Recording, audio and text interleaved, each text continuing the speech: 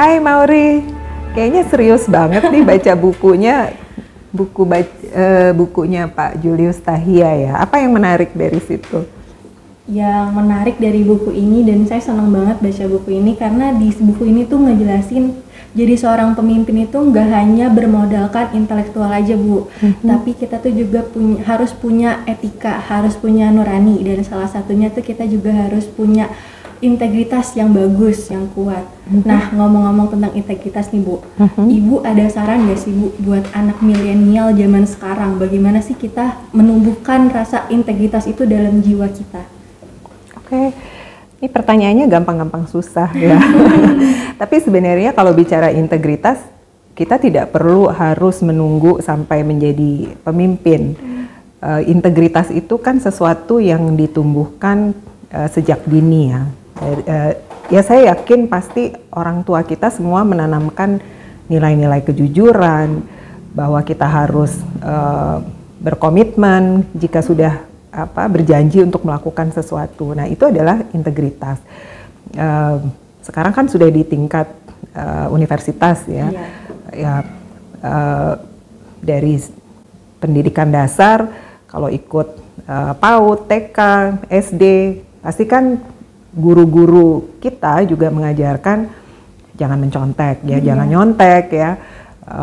Nah itu sesuatu yang memang ditumbuhkan dari sejak kita kecil gitu. Nah kalau itu sudah diasah ya, ketika kita menghadapi lingkungan yang lebih luas lagi, yang menantang lagi.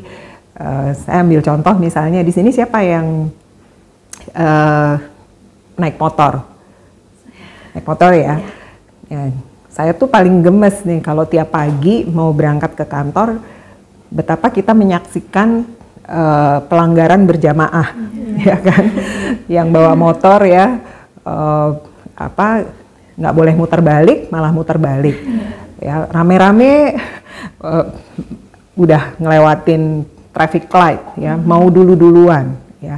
Nah itu kan sebenarnya juga perilaku dalam berkendara itu juga menunjukkan apakah kita punya integritas atau tidak. Jadi memang harus mulainya memang dari diri kita sendiri. Ya. Pasti by intuition, karena sejak kecil sudah diajarkan, kita tuh tahu yang mana yang boleh, yang mana yang tidak. Jadi itulah yang harus terus-menerus kita asah. Dan ketika kita menghadapi kesempatan atau tantangan supaya kita tidak di arah yang benar, nah itulah kita menghadapi yang namanya moment of truth kan. Gitu. Nah kalau kita sudah terus-menerus mengasah, pada saat kita juga diberi tanggung jawab untuk memimpin itu kan juga tidak hanya dalam konteks nanti kalau saya sudah bekerja di kantor gitu, memimpin itu di dalam rumah sebagai kakak memimpin adik-adiknya, di lingkungan rumah mungkin aktif jadi anggota perkumpulan kita juga diberi tanggung jawab memimpin misalnya. Nah kemudian juga di universitas ikut organisasi itu juga memimpin. Jadi bagaimana menumbuhkannya, ya saya yakin sebenarnya dalam diri kita sudah punya pemahaman, tapi itu yang harus terus-menerus diasah. Ya. Menarik banget Bu. Aku pengen nanya nih, siapa sih role model Ibu untuk menegakkan integritas ini? Ya, saya banyak belajar dari kedua orang tua saya. Tapi kemudian juga kakak-kakak saya, adik saya. Tapi saya tidak bisa memungkiri bahwa ibu dan ayah saya yang memang sebagai pribadi yang kuat dan juga terus-menerus menanamkan nilai-nilai ya, termasuk integritas, dan itu berlanjut bahkan sampai kami berumah tangga. Selalu ada reminder ya yang dititipkan oleh ayah saya, ibu saya. Nah, karena begitu banyak wisdom yang diberikan oleh kedua orang tua saya ketika ibu saya pergi di tahun 2018. Kami berinisiatif untuk membuat buku. Ya waktu itu apa ya mau dikasih judulnya, udah mengenang ibu. Jadi masing-masing anak-anaknya yang 9 orang, kemudian juga mantu dan cucunya itu menuliskan apa sih kenangan kami semua terhadap ibu, terutama wisdom yang diberikan oleh ibu. Nah, kenapa kami membuat buku ini? Supaya wisdom itu terus dijaga dan ya anak-anak saya dan kemudian cucu-cucu dan seterusnya nanti kalau membaca itu bisa memetik pelajaran dari wisdom yang ditinggalkan oleh ibu saya. Nah, Bapak menyusul ibu itu 3 tahun kemudian. Ini kami masih dalam proses baru bikin ini nih ternyata tidak mudah ya, karena ketika menuliskan, mengingat gitu ya, itu ada kenangan-kenangan yang akhirnya membawa kita tuh juga emosional gitu ya. Ya pokoknya di awal-awal memang susah move on gitu. Tapi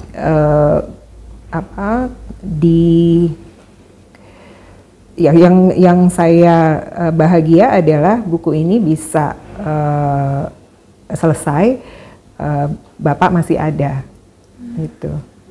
Iya. Ini untuk kalangan sendiri sih, tidak dicetak atau iya. Saya ingin bertanya lagi, untuk kan Ibu bilang tadi role model Ibu adalah kedua orang tua Ibu ya.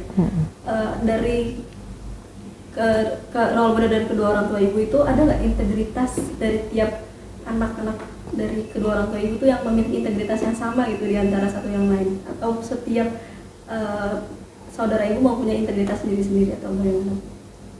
Ya, integritas itu tadi dengan Pak Agus saya bincang-bincang, saya memaknai integritas itu adalah bagaimana kita mampu untuk terus mawas diri. Dignity kita itu ada di integritas. Gitu. Nah, setiap kita pasti mengalami tantangan yang berbeda-beda. Demikian juga dengan saudara-saudara saya. Tantangan kebetulan kami dari 9 bersaudara ini sangat diverse bidang yang ditekuni.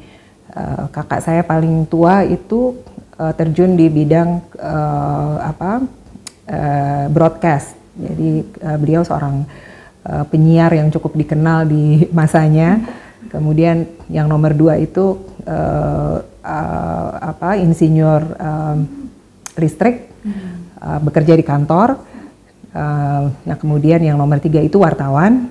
Kemudian nomor 4 saya, yang nomor 5 itu tour guide, nomor 6 itu seniman, seniman di bidang acting ya. Kemudian yang nomor 7 bekerja di kantor. Nomor 8, saya sambil ingat. Nomor 8 itu kurang lebih sama dengan saya, PR. Yang nomor 9 sempat menjadi guru, jadi wartawan. Sekarang bekerja di bidang telekomunikasi. Jadi diverse. Nah, kalau saya melihat tantangannya, dilema yang dihadapi juga berbeda-beda. Misalnya kakak saya yang nomor 1 dengan adik saya yang di dunia seni itu pasti ada di komunitas yang kompetisinya sangat tinggi itu ya, dan kemudian kalau kita bilang misalnya komunitas yang borju seperti itu ya, atau ya dunia entertainment kan mungkin bisa terbayang itu tantangannya. Nah disitulah bagaimana bisa tetap teguh menghadapi pengaruh-pengaruh yang tidak sesuai, itu pasti tough gitu. Jadi saya nggak bisa bilang bahwa integritasnya sama atau tidak, karena tantangan yang dihadapi juga ya berbeda. Ya. Iya Bu, jadi sebenarnya saya juga mau bertanya, tapi sebelum saya bertanya sebenarnya saya mau menjelaskan dulu. Mungkin saya kan beberapa akhir ini sering mendengar yang namanya Strawberry Generation. Nah, Strawberry Generation ini kan dimana mereka itu termasuk orang yang sebenarnya kreatif tapi memiliki jiwa dan mental yang terlalu lemah gitu mungkin ya. Lembek ya. Iya. Jadi kalau menurut pendapat Ibu, bagaimana sih menghadapi orang-orang tersebut gitu? Karena kan sebenarnya mereka itu mungkin dibutuhkan di beberapa bidang pekerjaan karena mereka itu kreatif dan kemungkinan besar mereka itu melek teknologi gitu kan Ibu. Nah, untuk menghadapi orang-orang yang berada di Strawberry Generation ini seperti apa sih kalau dari pendapat Ibu? Menghadapinya ya, bagaimana saya kalau saya melihat ya kita harus terus menerus, ya pertama harus keep up juga, seperti teknologi misalnya, itu yang paling baru tuh kita tidak perlu terpengaruh untuk ya saya ya dalam hal ini saya tidak perlu terpengaruh untuk ikut-ikutan, tapi jangan sampai tidak melek gitu kan. Nah, bagaimana cara belajarnya ya belajar dari yang muda-muda juga. Apa sih sekarang yang sedang tren? Kemudian ya era medsos gitu ya. Dulu ada mulai dari Facebook, kemudian ada Instagram, TikTok. Ya paling tidak kita tahu gitu. Apa sih yang membuat anak-anak muda atau generasi sekarang itu tertarik, karena mungkin berkomunikasi melalui channel itu justru akan lebih efektif begitu. Nah, kalau kita sudah tahu dan kemudian juga memikirkan apalagi nih yang harus di challenge ke mereka gitu. Jadi terus-menerus memberikan challenge. Nah, kita nggak akan bisa memberikan challenge itu kalau kita sendiri tidak tahu minat atau yang membuat mereka tertarik itu untuk berkreasi itu seperti apa. Seperti itu sih. Ya. Ya. Mungkin selanjutnya saya mau bertanya. Tadi kan udah ngomong-ngomong tentang Strawberry Generation, tentang bagaimana sih anak zaman sekarang tuh sulit gitu untuk menekuni suatu bidang karena mentalnya yang bisa dibilang lemah. Cepat bosen ya? Iya, cepat bosen. Tapi saya lumayan tertarik dengan cerita Ibu yang Ibu ceritakan tadi tentang Ibu dan saudara-saudara Ibu yang memiliki bidang pekerjaan yang berbeda-beda, tapi tetap tekun gitu dalam menjalani bidang tersebut. Menurut Ibu, apakah dari generasi yang dulu dan generasi yang sekarang itu ada perbedaan cara pola didik atau bagaimana ya Bu? Ya, kalau perbedaan cara saya pikir ada ya, karena di zaman orang tua saya mendidik kami anak-anaknya kan belum ada gadget ya. Saya kan masih mengalami tuh nonton TV aja, TV-nya hitam putih gitu. Kemudian nontonnya hanya TVRI sebelum ada channel-channel yang lain gitu. Jadi kualitas waktu untuk berkomunikasi itu lebih solid gitu ya. Jadi kita makan sama-sama di meja makan tanpa gadget. Ya, kemudian diskusi hari ini belajar apa, itu bisa komunikasinya tuh open gitu ya. Kalau sekarang kan anak-anak ini sudah terbuai dengan ini kan, nggak bisa hidup tanpa ini, dan bahkan orang tua pun sebagian besar juga ikut sibuk ya, di meja makan yang dipegang juga HP gitu, atau makan sambil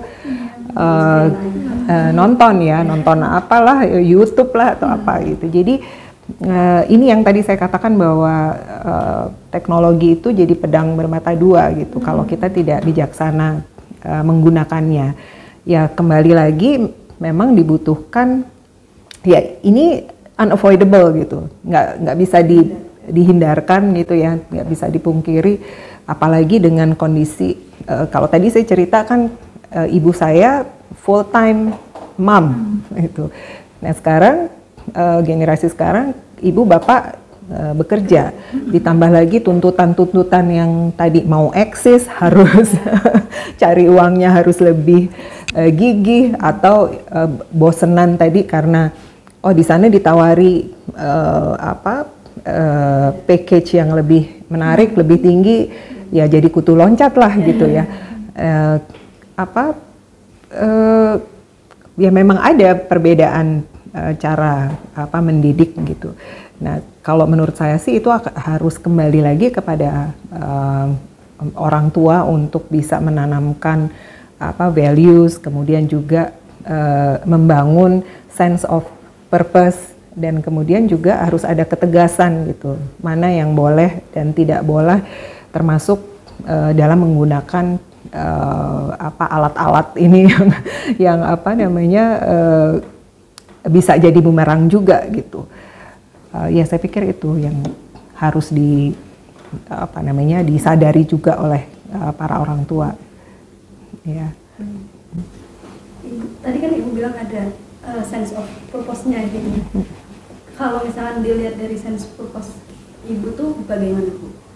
Kedepannya atau dulu pengen punya tujuan yang kayak gini, harus kayak gini gitu.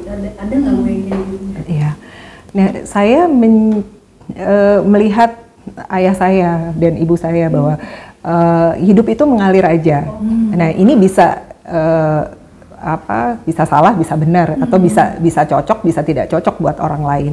Ada orang lain yang memang udah terstruktur gitu, saya mau begini, dalam 5 tahun saya harus udah jadi seperti itu. Nah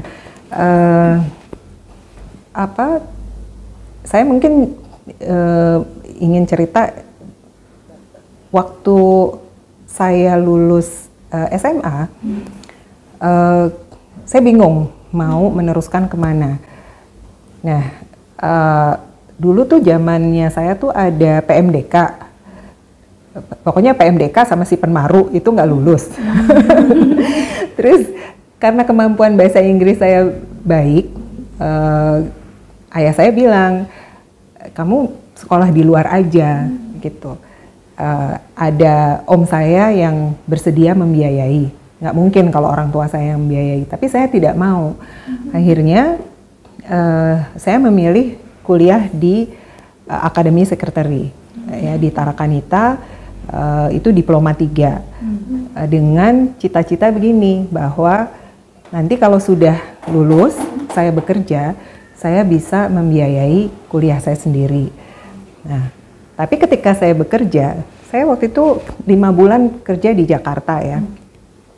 Teman saya udah lebih dulu kerja di Kalimantan. Terus dia bilang, nih mau nggak lo kerja di sini? Lagi nyari nih sekretaris manajer. Oke, gue mau nyoba. Wawancara dan tes dilanjutkan dengan site visit. Bang, site visit ini berarti gue harus terima nggak kerjaannya, atau boleh setelah gue nggak cocok gue menolak itu. Pokoknya site visit aja dulu, nggak ada ikatan bahwa harus menerima pekerjaannya. Saya pergi ke sana, ke Sangatta, Kalimantan Timur. Ketika saya ke sana, saya takjub ya dengan infrastruktur yang sedang dibangun. Kemudian saya ketemu dengan manajer port waktu itu, port and coal terminal, orang Kanada. Terus saya dapat kamar dalam satu rumah, itu ada 2 kamar. Nah, satu kamar ada 2 tempat tidur. Lah saya kan di rumah tidurnya empet-empetan ya, sharing ya. Jadi motivasi saya waktu itu gue mau gitu, gue dapat tempat tidur sendiri. Gitu. Dan saya pikir, nah ayah saya itu termasuk yang selalu tuh mendorong gini, udah selesai SMA keluar rumah gitu ya. Kalau ibu saya pasti nggak mau, gitu. Jangan suka ngomong gitu. Nah jadi saya terdorong, udahlah gue ke Kalimantan. Teman-teman saya bilang, gila lu ya, kok orang tua lu ngasih ya, orang tua gue aja denger kata Kalimantan aja takut gitu. Itu tahun 91. Nah, tapi itu ternyata di sana itu menjadi training ground saya. Jadi saya belajar, saya bertemu dengan orang dari berbagai negara dan berbagai daerah, dan kemudian ada ikatan ya, bonding gitu. Saya yakin pasti kalau yang di Caltex nih juga relate gitu, karena kalau di daerah remote kita semua jadi kayak saudara kan, bondingnya sangat kuat bahkan sampai sekarang gitu. Nah, saya tuh kasihkan kerja. Oh ya, di tahun tahun 93 saya bilang sama bos saya, waktu itu saya udah dipromosi menjadi sekretaris GM. Bos saya itu orang Inggris. Nah, saya bilang, Pak, di sini ya banyak orang asing kerja di Indonesia. Bisa nggak saya kerja di salah satu perusahaannya Rio Tinto, supaya saya ada pengalaman juga. Kalau orang bule-bule ini bisa kerja di sini, kenapa saya nggak bisa kerja di sana? Kamu serius mau? Iya. Nah, dia bantu. Jadi saya menjalani, ya visanya waktu itu dianggap visa training ya. Jadi kurang lebih 1 tahun di Australia, tapi waktu itu saya diminta bahwa nanti kalau kamu udah balik, kamu harus kembali bekerja di perusahaan grupnya Rio Tinto juga. Tuh. Nah, singkat cerita, saya sudah pindah-pindah pekerjaan termasuk di grupnya Rio Tinto. Saya nggak pernah melanjutkan cita-cita saya itu. Jadi, tapi itu tidak pernah padam. Jadi pernah saya mengambil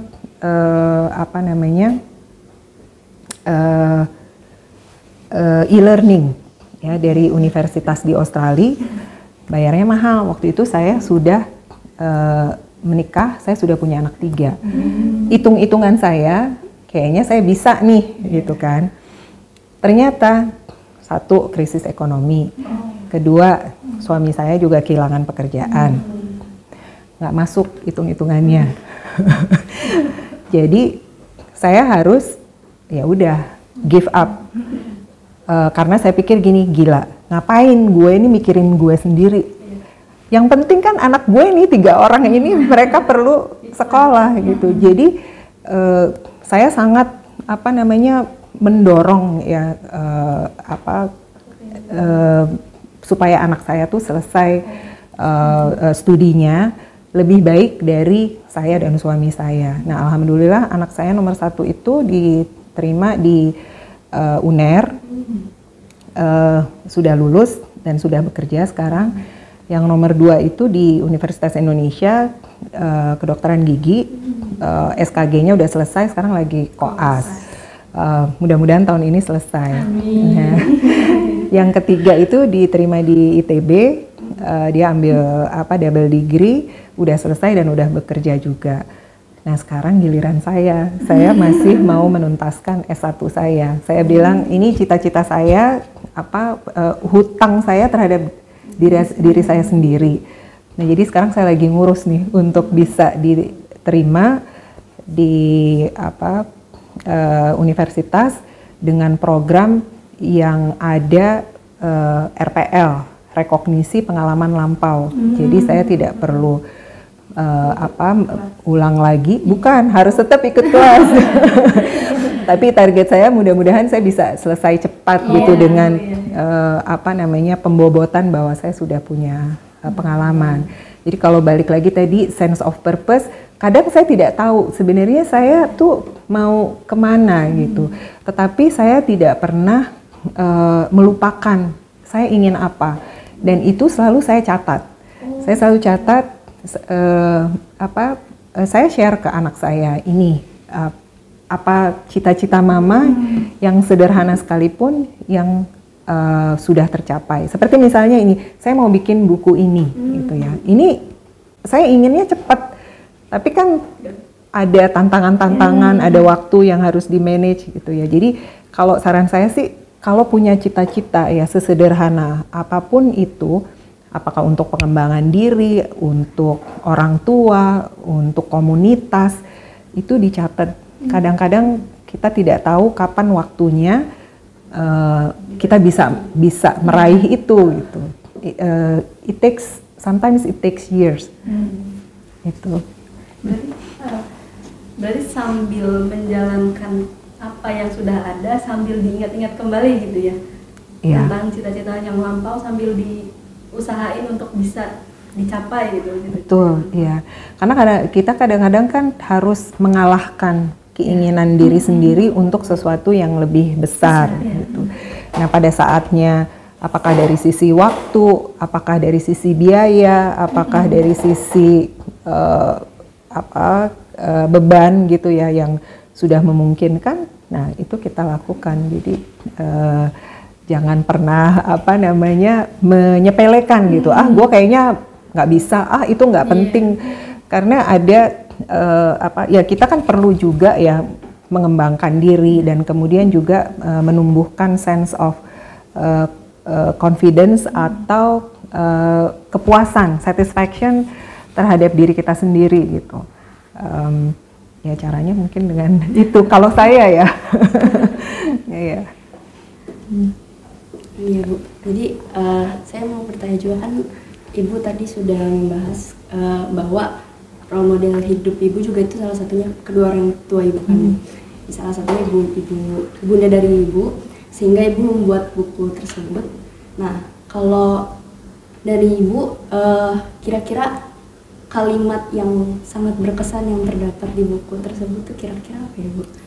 Dari yang ini sangat banyak sebenarnya ya itu ya, tapi yang saya paling suka itu adalah dari om saya. Bagaimana beliau yang mengikuti juga perjalanan kedua orang tua saya. Ketika saya minta,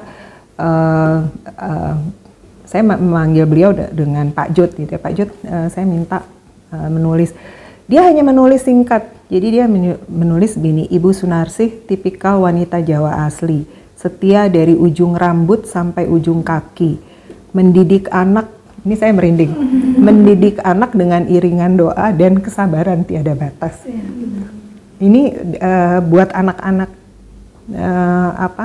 Ibu sangat-sangat meaningful, karena kita juga tahu ini iringan doa dan kesabaran tiada batas itu memang merangkum semuanya sebenarnya. Iya. Iya. Saya terima kasih hari ini bisa ada kesempatan untuk berbagi. Saya yakin bahwa sebenarnya saya juga bisa belajar nih dari Mauri, dari Caca, Raisya, Lutfia. Mungkin di lain waktu kita ngobrol lagi ya, karena ini kadang-kadang pelajaran hidup itu memang lebih enak untuk diobrolkan langsung gitu ya. Ya saya sih kalau rajin membaca gitu ya, ada buku-buku yang memang bisa bukan hanya sekedar mengajarkan tetapi juga meneguhkan gitu. Karena pada prinsipnya saya yakin kita sebenarnya sudah ada bibit-bibitnya dari orang tua kita, tapi bagaimana kita bisa terus-menerus mengasah menjadi pribadi yang memang kokoh, yang kukuh ya, yang tangguh, supaya tidak jadi generasi yang lembek.